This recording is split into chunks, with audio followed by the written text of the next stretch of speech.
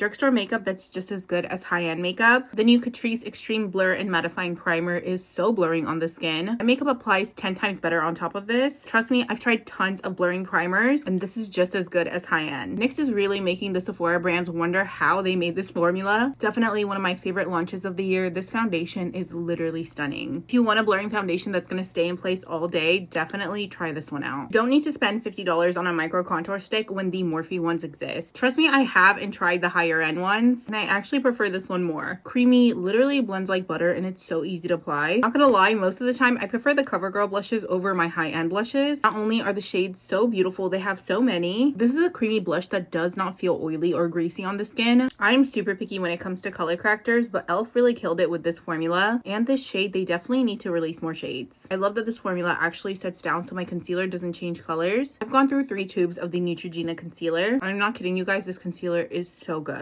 Hydrating, medium buildable coverage. It doesn't look dry underneath the eyes. It just has the perfect finish. I'm so picky when it comes to setting powders. There are so many high-end ones that I just don't like. But Makeup Revolution somehow created the perfect talc-free loose setting powder that's actually blurring on the skin. This literally keeps my makeup in place just as good as my high-end powders. The CoverGirl Powder Skin Enhancers, the bronzer, and the blush. When I tell you I reach for these more than my Hourglass ones, I'm not kidding. It doesn't look sparkly on the skin. It has a beautiful radiance to it. The blush in the shade Rose Latte, it literally looks like my high-end blushes. Out of all the lip oils I've tried, the L'Oreal one really stands out. It's just as good as any of my high-end ones. Honestly, I reach for this more than those. And last but not least, the L'Oreal Infallible Setting Spray. This holds my makeup in place just as good as the high-end setting sprays. All I'm saying is I've tried tons of high-end makeup products, and these are just as good.